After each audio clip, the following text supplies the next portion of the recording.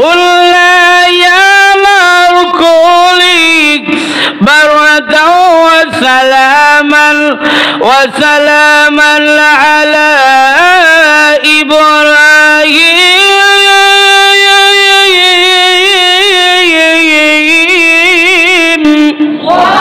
ইব্রাহিম আলাইহিস সালাতু ওয়াস সালাম আগুনের ভিতরে চলে গেলেন। আল্লাহ ডাক দিয়ে বললেন, ইব্রাহিম রে, চিন্তা করো না, তুমি আমার জন্য আগুনে ঝাঁপ দিচ্ছ। আমার জন্য যদি তোমার এত ভালোবাসা হয়, আমি আল্লাহর কি তুমি ইব্রাহিমের জন্য ভালোবাসা নাই? আল্লাহ রাব্বুল আলামিন আগুনের ভিতরে জান্নাতের বাগান তৈরি করে দিয়েছেন এবং আগুনের ভিতরে নূরের একটা মিম্বর তৈরি করে দিলেন। ইব্রাহিম নবী নূরের মিম্বরে বসলেন এবং আগুনের ভিতরে আল্লাহ পানির হাউস তৈরি করে দিলেন। সেখান থেকে ইব্রাহিম নবী নূরের মিম্বরে বসে বসে উনি পানি পান করেন। ওইদিকে নমরুদ বলে, দেখি কিভাবে ইব্রাহিম জ্বলছে কি জ্বলছে না। 2 মাস পর্যন্ত লাকড়ি জমাইলাম, এরপরে বিশাল বড় আগুন ধরাইলাম, এর ভিতরে ইব্রাহিম রে ছাড়লাম, দেখি এখন ইব্রাহিম জ্বলছে কি জ্বলছে না। সিঁড়ি দিয়ে উপরে উঠেছে, তাকায় দেখে না ইব্রাহিম জ্বলবে দূরের কথা, ইব্রাহিমের একটা পশমও জ্বলে নাই। বরং হযরত ইব্রাহিম নবী বরং জ্বলবে দূরের কথা, ইব্রাহিম আলাইহিস সালাতু ওয়াস সালাম নূরের মিম্বরে বসে বসে উনি পানি পান করতেছে। নমরুদ তখন লাগছে বলে, তো জ্বালানোর হয়ে গেল নাকি?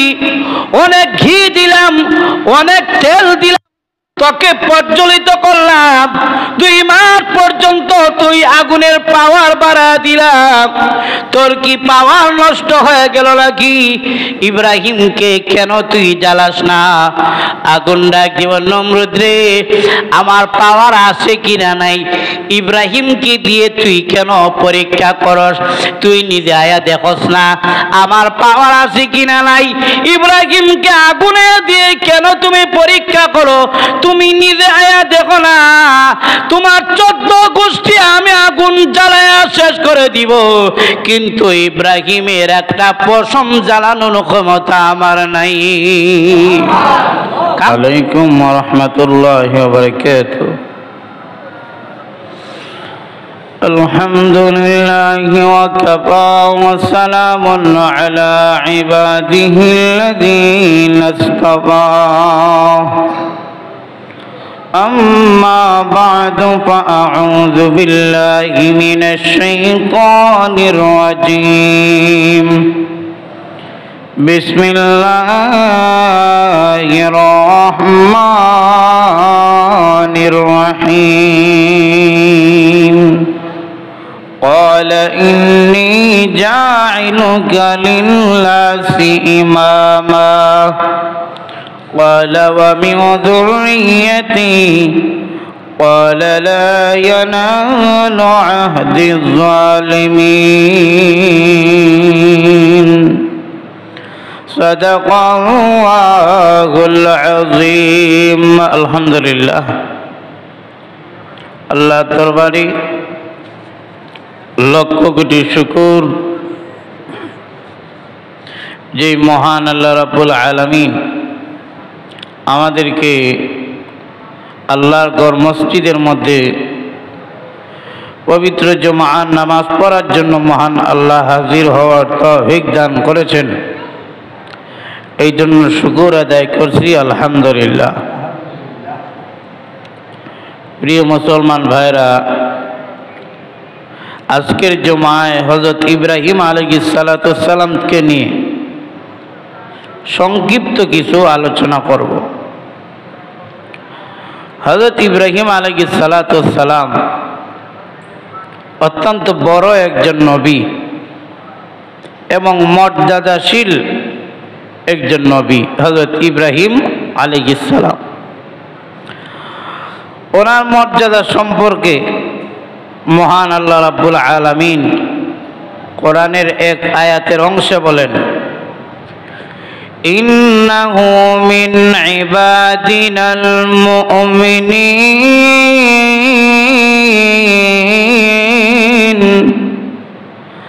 আল্লাহ বলেন ইব্রাহিম আলাইহিস সালাম ছিলেন, নিশ্চয় তিনি ছিলেন আমার মুমিন প্রিয় বান্দাদের মধ্যে একজন। সুবহানাল্লাহ। আল্লাহ রাব্বুল আলামিন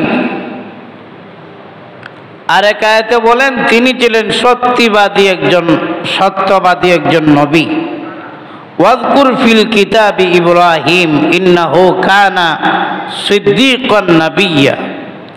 ইন্নাহু কানা সিদ্দীকান নাবিয়্যা। আল্লাহ বলেন উনি হলেন সত্যবাদী একজন নবী, যিনি সত্যের উপরে অটল থেকেছেন। আরেক আয়াতে আল্লাহ বলেন ইব্রাহিম আলাইহিস সালাম ছিলেন আমি আল্লাহর কৃতজ্ঞ বান্দা। সুবহানাল্লাহ। শাকিরাল লিআনউমি ইজতাবাহু ওয়া হাদাহু ইলা সিরাতিম মুস্তাকিম। আল্লাহ বলেন তিনি ছিলেন আল্লাহর অনুগ্রহের জন্য কৃতজ্ঞ। আল্লাহ তাকে মনোনীত করেছেন এবং তাকে পরিচালিত করেছেন সরল পথে। অর্থাৎ ইব্রাহিম আলাইহিস সালাম ছিলেন আল্লাহর কৃতজ্ঞ একজন বান্দা, সবসময় বলতেন আলহামদুলিল্লাহ। আরেক আয়াতে আল্লাহ বলেন ইব্রাহিম আলাইহিস সালাম ছিলেন আল্লাহমুখী, তিনি সব সময় আল্লাহমুখী হয়ে থাকতেন। সুবহানাল্লাহ। ইন্না ইব্রাহিম লাহালিমুন আওয়াবুম মুনীব। আল্লাহ বলেন ইব্রাহিম আলাইহিস সালাম ছিলেন সহনশীল, তার হৃদয়টা ছিল কোমল নরম হৃদয় এবং সব সময় উনি আল্লাহমুখী হয়ে থাকতেন। সুবহানাল্লাহ।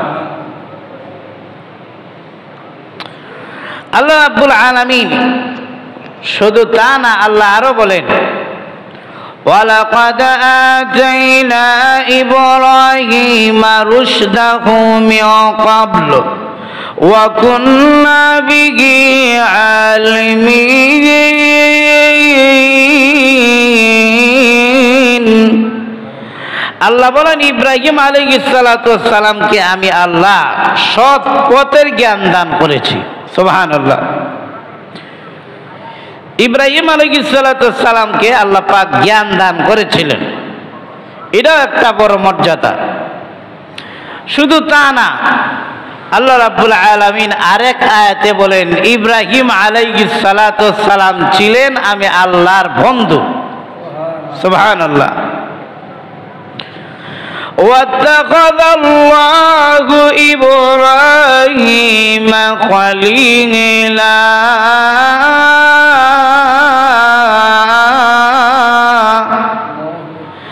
আল্লাহ বলেন আল্লাহ ইব্রাহিম নবীকে বন্ধু হিসাবে গ্রহণ করেছেন। সুবহানাল্লাহ। খলিলা অর্থাৎ ইব্রাহিম নবী ছিলেন কার বন্ধু? আল্লাহর বন্ধু। এবং ইব্রাহিম আলাইহিস সালাম আল্লাহর আদেশের বড় অনুগত ছিলেন। তাম পৃথিবী একদিকে আর আল্লাহর আদেশ অন্যদিকে। আল্লাহর আদেশে উনি অনুগত থাকতেন, সব সময় আল্লাহর আদেশে মাথা নত হইতেন, আল্লাহ যা কইতেন তা উনি পালন করতেন। সুবহানাল্লাহ। ইয ক্বালা লাহু রাব্বুহু আসলিম قال أسلمت لرب العالمين।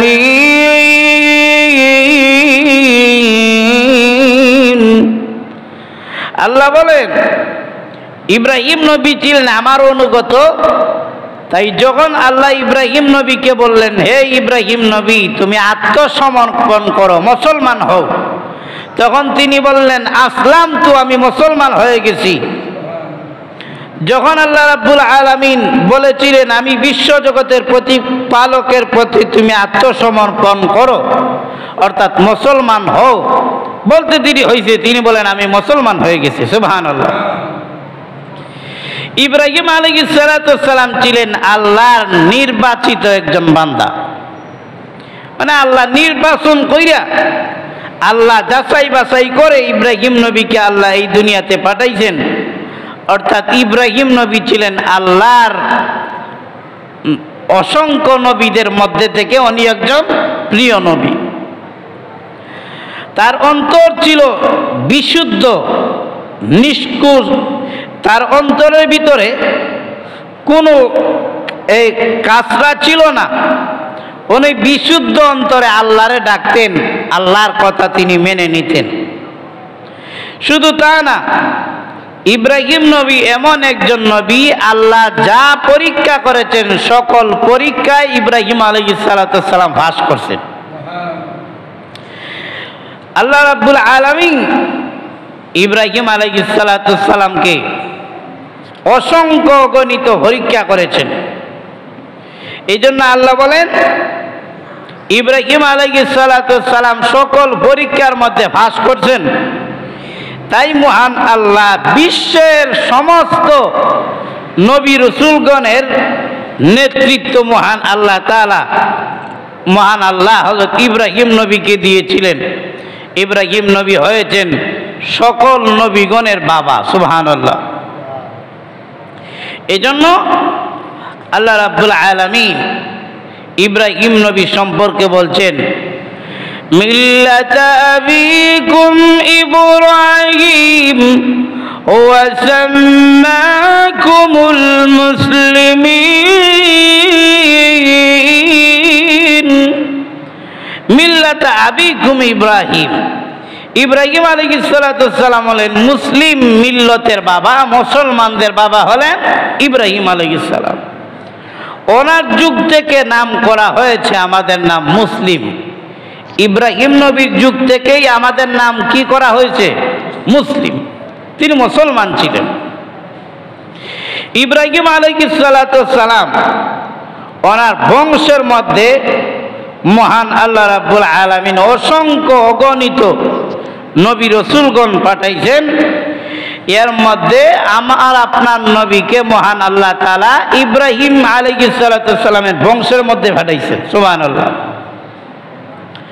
শুধু তা না, মহান আল্লাহ রাব্বুল আলামিন আয়াতের মধ্যে যে আল্লাহ বললেন যে আমি আল্লাহ ইব্রাহিম আলাইহিস সালাতু ওয়াস সালামকে পরীক্ষা করেছি। ইব্রাহিম আলাইহিস সালাতু ওয়াস সালামের পরীক্ষার জীবন হলো দুই ভাগে বিভক্ত। একটা হলো জন্মস্থান বাবেল শহরে, আর আরেকটা হলো কেনাআনে। আমার আপনার নবী রাহমাতুল লিল আলামিন নবীর সাথেও ইব্রাহিম নবীর পরীক্ষার মিল ছিল। যেমন ইব্রাহিম আলাইহিস সালাতু ওয়াস সালামের জন্মস্থান হলো বাবেল শহরে, হিজরত করে উনি আইছেন কেনাআনে। আমার আপনার নবীর জন্ম হলো মক্কায়, হিজরত করে আইছেন মদিনায়, সেখানে তিনি ইন্তেকাল করেছেন।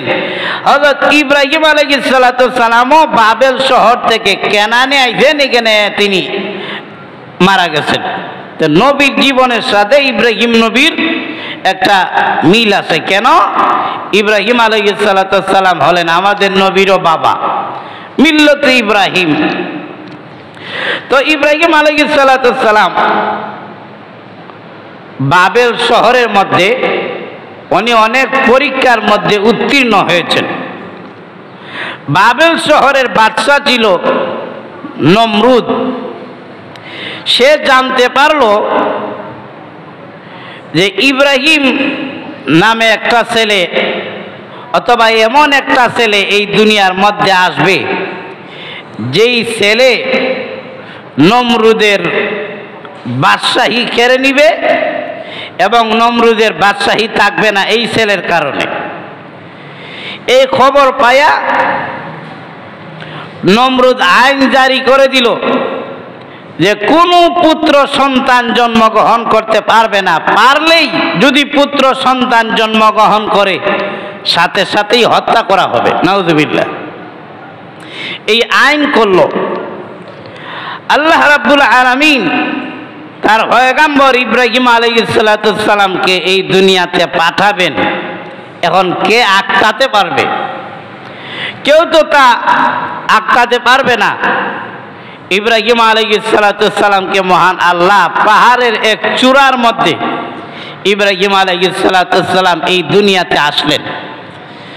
সেখানে আসলেন, জন্মের পরে যখন ধীরে ধীরে বড় হইতে লাগলেন, কিছু যখন মুখটা কোনো রকমে ফুটে যায়, ওই সময় ইব্রাহিম আলাইহিস সালাম প্রথমেই জিজ্ঞাসা করলেন, মা আমার রবকে? মা তখন বললেন, আমাদের রব হলো নমরুদ। তখন ইব্রাহিম আলাইহিস সালাম বলেন, না, নমরুদ কিভাবে আমাদের রব হয়? নমরুদের রবকে? মা যখন বললেন আমাদের রব হলো নমরুদ, ইব্রাহিম নবী বললেন, নমরুদের রবকে? মা কোনো জবাব দিতে না পেরে ইব্রাহিম নবীর গালের মধ্যে একটা চড় দিছে, তুই দি বেশি বুঝোস, আমি কইতেছি আমাদের রব হলো নমরুদ, আর তুই কস নমরুদের রবকে? সাবধান, এই কথা কারো কাছে কইবি না, প্রকাশ করার কোনো দরকার নাই। আর ইব্রাহিম নবীর মা মনে মনে ভাবলেন, যেই ছেলের কারণে নমরুদ তার বাদশাহী হারাইবে, আর যেই ছেলেকে হত্যা করার জন্য নমরুদ নির্দেশ দিয়েছে, কারফি জারি করছে যে ছেলে সন্তান হইলেই হত্যা করা হবে, যার জন্য নমরুদ ঘুরতেছে, যাকে হত্যা করার জন্য চিন্তা করতেছে, সেদিকে আমার কাছেই বসা। তখন ইব্রাহিম আলাইহিস সালাম ধীরে ধীরে বড় হইতে লাগলেন। এরপরে ইব্রাহিম আলাইহিস সালাম পাহাড়ের চূড়া থেকে নেমে কেনানে গেলেন। সেখানে গিয়ে দেখলেন এখানের মানুষ দুই ভাগে বিভক্ত। এক প্রকার মানুষ যারা মূর্তি পূজা করে, আর আরেক প্রকার মানুষ হলো যারা তারকার পূজা করে। এক প্রকার মানুষ বলে মূর্তি হলো আমাদের রব, আর আরেক প্রকার মানুষ বলে তারকারাজি হলো আমাদের রব। নাউযুবিল্লাহি মিন যালিক। ইব্রাহিম আলাইহিস সালাম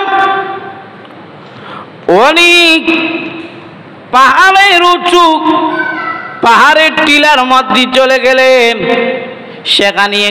সেখানে গিয়ে গভীর রজনীতে অনেক চন্দ্রের দিকে তাকাইলেন, তারকার দিকে তাকাইলেন। তিনি মনে মনে বলেন, এই তারকারাজি কখনো আমার মাবুদ হতে পারে না, চন্দ্র সূর্য আমার মাবুদ হতে পারে না। তারকারাজির দিকে তাকায় বলেন, তারকাজি এত শুরু দেখা যায়, আমার রব তো এত শুরু হওয়ার কথা না। আবার তারকারাজি নিভে যায়, যেই জিনিস নিভে যায় এই জিনিস আমার রব হতে পারে না। এরপরে চন্দ্রের দিকে তাকাইলেন, তিনি বলেন, এটা দেখা যায় তারকার চাইতে আরো বড়, তাহলে বোঝা যায় এই তারকাটা মনে হয় আমার রব, তখন এই চন্দ্রটা মনে হয় আমার রব। কিন্তু এই চন্দ্র যখন ডুবে গেল, ইব্রাহিম আলাইহিস সালাম বলেন, যেই জিনিস ডুবে যায় এই জিনিস আমার রব হতে পারে না। সূর্যের দিকে তিনি তাকাইলেন, তাকায় দেখেন সূর্যের পাওয়ার তারকার চাইতে চন্দ্রের চাইতে বেশি। তাই তিনি মনে মনে বলেন, এই সূর্য মনে হয় আমার রব। কিন্তু সূর্য এক পর্যায়ে ডুবে গেল। তিনি বলেন, না, যেই জিনিস ডুবে যায় এই জিনিস আমার রব হতে পারে না। তাহলে তারকা আমার রব হতে পারে না, চন্দ্র সূর্য আমার রব হতে পারে না, যেই জিনিস নিভে যায় এই জিনিস আমার রব হতে পারে না। এই জিনিসগুলোকে যিনি বানিয়েছেন নিশ্চয় আমার মনে হয় উনি হলেন আমার রব।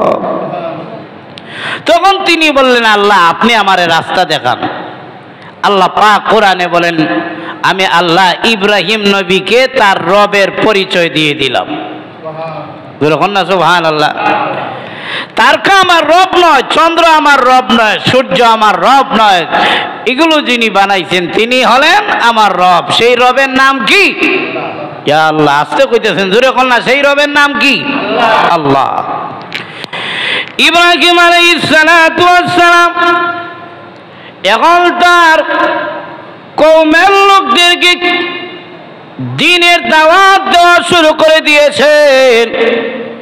ইব্রাহিম আলাইহিস সালাতু ওয়াস সালাম তার কওমের লোকদেরকে দ্বীনের দাওয়াত দিলেন, এক আল্লাহর দাওয়াত দিলেন, আর বললেন, ও কওমের লোকেরা, এলাকাবাসীরা রে, মূর্তি তোমাদের রব হতে পারে না, মূর্তি তোমাদের রব হতে পারে না। তোমরা যে তারকা পূজা করো, তারকা তোমাদের রব হতে পারে না। মূর্তি যদি তোমাদের রব হয় তাহলে বলো মূর্তিকে তোমাদের সাথে কথা বলার জন্য। তারকা যদি তোমাদের রব হয় তাহলে তারকা কেন নিভে যায়? সুতরাং মূর্তি তোমাদের রব নয়, তারকা তোমাদের রব নয়। একমাত্র তোমাকে, আমাকে, চন্দ্র সূর্যকে, তামাম পৃথিবীকে যিনি বানিয়েছেন তিনি হলেন আমাদের রব। যেই মাত্র এই কথা বলেছেন, ইব্রাহিম আলাইহিস সালাতু ওয়াস সালামের দাওয়াত তার কওমের লোকেরা গ্রহণ করে নাই, এলাকাবাসীরা গ্রহণ করে নাই, বরং ইব্রাহিম আলাইহিস সালাতু ওয়াস সালাম সম্পর্কে তারা সমালোচনা শুরু করে দিল। এমনকি ইব্রাহিম আলাইহিস সালাতু ওয়াস সালাম তার বাবার কাছে দাওয়াত নিয়ে গেলেন, বাবাও দাওয়াত গ্রহণ করল না। ইব্রাহিম আলাইহিস সালাতু ওয়াস সালাম বড় চিন্তিত। এমন একটা সময় এসেছে, বছর ঘুরে এমন একটা সময় আসলো যেই সময়ের মধ্যে কেনানের এই এলাকা, এই বাবেল শহরের মূর্তি পূজারীরা একটা অনুষ্ঠান করে। ওই অনুষ্ঠানের মধ্যে সবাই যাবে, একটা অনুষ্ঠান করে, এই অনুষ্ঠানের মধ্যে সবাই যাবে। ইব্রাহিম আলাইহিস সালাতু ওয়াস সালামের কাছে তারা গেল, আর গিয়ে বলল, ও ইব্রাহিম, চলো আমাদের সাথে অনুষ্ঠানে যাবে। ইব্রাহিম আলাইহিস সালাতু ওয়াস সালাম মনে মনে ভাবেন, এই অনুষ্ঠানের মধ্যে মূর্তি পূজা চলে, আমি যদি এই জায়গার মধ্যে যাই আল্লাহর লানত বর্ষিত হবে, মূর্তি পূজা করা এটা শিরিক, এবং এখানের মধ্যে আল্লাহর গজব আসার সম্ভাবনা আছে। তাই তিনি মনে মনে বলেন, এখন কি করা যায়? যখন বলেছে চলো অনুষ্ঠানের মধ্যে যাই, ইব্রাহিম নবী বলেন, না আমি যাব না, আমি অসুস্থ আছি। মিথ্যা কথা বলছেন, অসুস্থ আছি। তখন তারা চলে গেছে। এখানে মিথ্যা কথা বলেছেন, অসুস্থ আছেন, এর অর্থ মিথ্যা কথা নয়, ঘুরায় পেঁচায়া কথাটা বলছেন। অসুস্থ আছি মানি তোমরা যে আমারে কষ্ট দিয়েছো, আল্লাহর দিন গ্রহণ করো নাই, আবার মূর্তি পূজা যাও, তোমরার কষ্টে ব্যতীত হইয়া আমি এখন বর্তমানে অসুস্থ আছি। এটা মুখ দিয়ে বললেন অসুস্থ আছি, আর ভিতরে বুঝে বুঝাইলেন তোমরা যে আল্লাহর দিন মানো না, এই কষ্টে আমি অসুস্থ আছি। ইব্রাহিম নবী গেলেন না।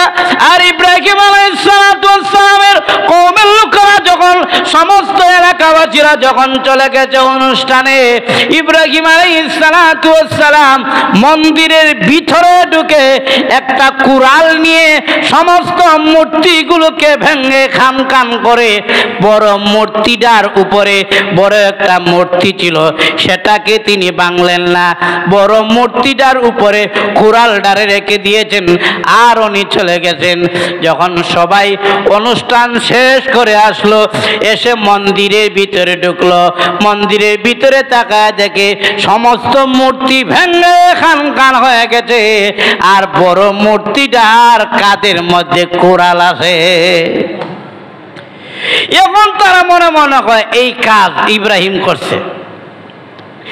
ইব্রাহিম আলাইহিস সালাতু ওয়াস সালামকে সবাই গিয়ে ভেট দিয়ে ধরল, হে ইব্রাহিম, আমাদের খোদাগুলোরে তুমি মারছো, তুমি আমাদের খোদাগুলোকে ভেঙে খান খান করেছো। ইব্রাহিম আলাইহিস সালাতু ওয়াস সালাম বলেন, না আমি করি নাই। তোমাদের খোদাগুলোকে যদি আমি হত্যা করে থাকি, আমি যদি তাদেরকে ভেঙে থাকি, তাহলে তোমাদের খোদাগুলোকে বলো কথা বলার জন্য কে এই কাজ করছে? বলে আমাদের খোদা কথা বলতে পারে না, আমাদের খোদা কথা বলতে বলতে পারে না। ইব্রাহিম নবী বলেন, যেই খোদা কথা বলতে পারে না, এই খোদা নিজেকেই রক্ষা করতে পারলো না, তোমাদেরকে বিপদ থেকে রক্ষা করবে কিভাবে? বলে আমাদের খোদা তো কথা বলতে পারে না, তাহলে কাজটা করলে কে? এই যে আমাদের খোদাগুলোরে বাংলো, এটা কে করছে? ইব্রাহিম নবী তখন বড় মূর্তির দিকে ইঙ্গিত দিয়ে বলেন, বড়টাই করছে, অথচ ভাঙছেন ইব্রাহিম আলাইহিস সালাম। এখানে একটা মিথ্যা কথা বললেন, এর অর্থ হলো মিথ্যা কথা নয়, এর অর্থ হলো বড়টায় ভাঙছে। ইব্রাহিম নবী মনে মনে ভাবেন, এই বড়টাই হলো বড় পথভ্রষ্ট, এই আমারে ভাঙার জন্য উদ্বুদ্ধ করছে, এই জন্য আমি ভাঙছি। যাই হোক, এখানে মধ্যে আরো কথা, অনেক কথা। ইব্রাহিম আলাইহিস সালামের উপরে এলাকাবাসীরা খেপে গেল। ইব্রাহিম আলাইহিস সালামকে ধরে নিয়ে গেল নমরুদের কাছে। আর নমরুদের কাছে যাওয়ার পরে ইব্রাহিম নবী মনে মনে ভাবলেন, এখন বাদশার দরবার থেকে আল্লাহর দ্বীনের দাওয়াত শুরু করব। বাদশা তখন ডাক দিয়ে বলে, হে ইব্রাহিম, তুমি নাকি রব হিসাবে আরেকজন গ্রহণ করো।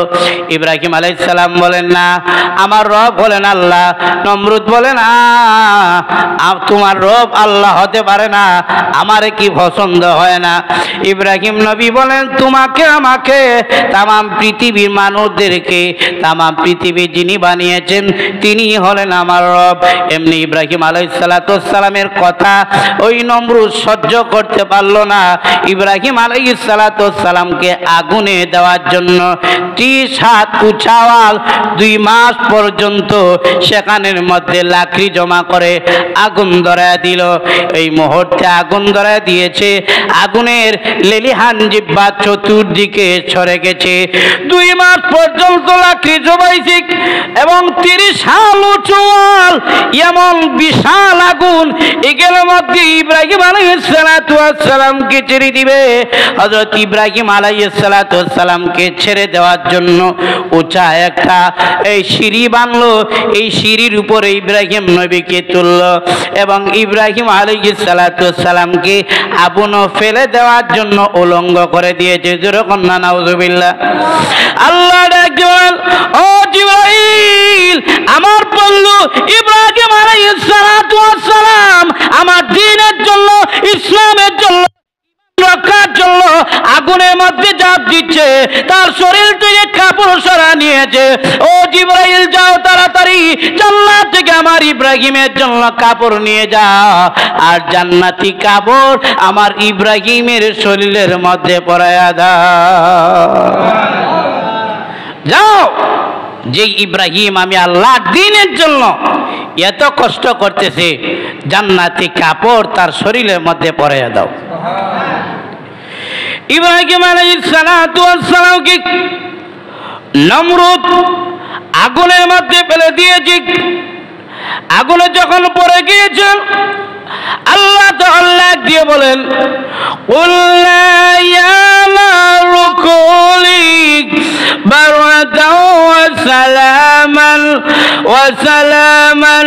আলা ইব্রাহিম। আল্লাহ ডাকলেন, ও আগুন, আমার ইব্রাহিমরা জানো না এই যে ইব্রাহিম নবীকে আগুনের মধ্যে ফেলে দিচ্ছে, এই দৃশ্য কি মহান আল্লাহ দেখেন কি দেখেন না? আরো জোরে বলেন, দেখেন কি দেখেন না? যেই মাত্র ইব্রাহিম আলাইহিস সালামকে আগুনের মধ্যে ফেলে দিবে, এমন সময় জিবরাইল মিকাইল এসে হাজির হয়েছে। জিবরাইল ডাক দিয়ে, আল্লাহর পয়গম্বর, আপনি আমাকে বলেন এই আগুনটাকে আমি নিয়ে সাগরের মধ্যে ফেলে দিব, আর আপনাকে আগুন জ্বালাবে না। মিকাইল বলেন, ও আল্লাহর পয়গম্বর ইব্রাহিম, আপনি আমাকে বলেন ডাইরেক্ট ইগেনের মধ্যে বৃষ্টি নাজিল করব, তখন আর আগুনের হাউস থাকবে না, পানির হাউস হয়ে যাবে। ইব্রাহিম আলাইহিস সালাম বলেন, আপনারা কারা? ও জিবরাইল, আপনি বলেছেন আগুন নিয়ে সাগরের মধ্যে ফেলে দিবেন, আর মিকাইল আপনি বলেছেন পানির হাউস বানায় দিবেন। আমি যে আগুনের মধ্যে চলবো আমার অবস্থা কি আল্লাহ দেখেন না? বলে হ্যাঁ আল্লাহ তো দেখেন। তাহলে আপনারা কারা? আমি যে আগুনে জ্বলবো আমার আল্লাহ দেখেননি? বলে হ্যাঁ আল্লাহ তো দেখতেছেন। তিনি বলেন তোমাদের কাছে কেন চাবা? আমার আল্লাহ এই জন্য আপনাদের কাছে আমি সাহায্য করব না। আমার আল্লাহ যদি দেখেন আমি আমার ইব্রাহিম জ্বলতেছে, আমার আল্লাহ যদি দেখেন আমার পয়গম্বর ইব্রাহিম আমার জন্য আগুনে জ্বলতেছে, আমার আল্লাহ যদি খুশি হন, আমার আল্লাহ সন্তুষ্টির জন্য একবার দুইবার নয় 1000 বার আমি ইব্রাহিম আমার আল্লাহর দ্বীনের জন্য আগুনে জ্বলতে রাজি আছি। তখন আল্লাহ ডাকি বলেন কুল্লা ইয়া নারু কুনি বারদাও ওয়া সালামান আলা ইব্রাহিম। আল্লাহ ডাকি বলে আগুন রে, যে ইব্রাহিম সন্তুষ্টির জন্য, আমি আল্লাহর খুশির জন্য, আমি আল্লাহর ভালোবাসায় আগুনে জাপ দিচ্ছে, ও আগুন এই মুহূর্তে আমার ইব্রাহিমের জন্য তুমি আরামদায়ক বাগান হয়ে যাও। নমরুদ ইব্রাহিম আলাইহিস সালামকে আগুনের মধ্যে ছেড়ে দিয়েছে। ইব্রাহিম আলাইহিস সালাম আগুনের ভিতরে চলে গেলেন।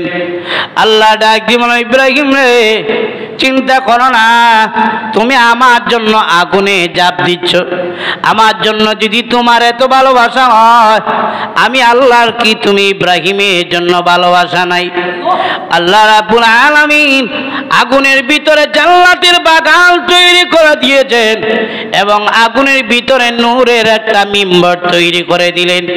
ইব্রাহিম নবী নূরের মিম্বরে বসলেন এবং আগুনের ভিতরে আল্লাহ পানির হাউস তৈরি করে দিলেন। সেখান থেকে ইব্রাহিম নবী নূরের মিম্বরে বসে বসে উনি পানি পান করেন।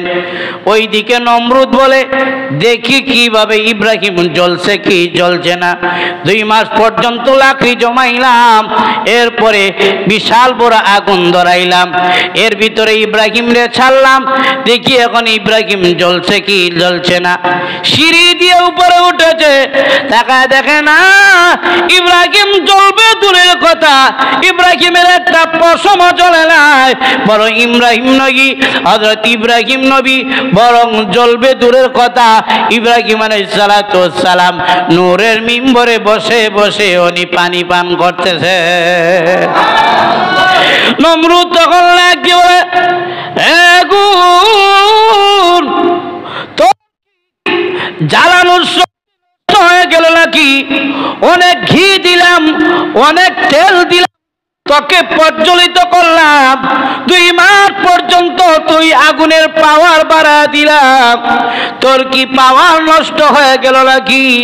ইব্রাহিমকে কেন তুই জ্বালাস না? আগুন ডাক দিব নমরুদ রে, আমার পাওয়ার আছে কিনা নাই ইব্রাহিমকে দিয়ে তুই কেন পরীক্ষা করস? তুই নিজে আয়া দেখস না আমার পাওয়ার আছে কিনা নাই? ইব্রাহিমকে আগুনে দিয়ে কেন তুমি পরীক্ষা করো? তুমি নিজে আয়া দেখো না, তোমার 14 গোষ্ঠী আমি আগুন জ্বালায়া শেষ করে দিব, কিন্তু ইব্রাহিমের একটা পশম জ্বালানোর ক্ষমতা আমার নাই। কারণ আল্লাহ নিষেধ করে দিয়েছেন যে ইব্রাহিমের একটা পশম যেন না জ্বলে, এই জন্য ইব্রাহিমের জন্য আমি আরামদায়ক স্থান হয়ে গেছি। তাই লক্ষ্য করে দেখেন ইব্রাহিম আলাইহিস সালাম আল্লাহর দ্বীনের জন্য কত বড় পরীক্ষায় উত্তীর্ণ হয়েছেন। শুধু তা না, মহান আল্লাহ রাব্বুল আলামিন আরো অনেক পরীক্ষা করেছেন ইব্রাহিম আলাইহিস সালামকে, কারণ উনি ছিলেন আল্লাহর খলিল। আল্লাহর কাছাকাছি যেতে হলে, আল্লাহর প্রিয় পাত্র হতে হলে, আল্লাহর প্রিয় একজন বন্ধু হতে হলে, আল্লাহর প্রিয় বান্দা হতে হলে ত্যাগ স্বীকার করে হতে হয়। আল্লাহ পাক আমাদের প্রত্যেককে মুসলমানের জন্য যত পরীক্ষা আছে সকল পরীক্ষার মধ্যে উত্তীর্ণ হয়ে আল্লাহর খাঁটি গোলাম হওয়ার তৌফিক দান করুন। সবাই বলে আমিন। ওয়া আখির দাওয়া।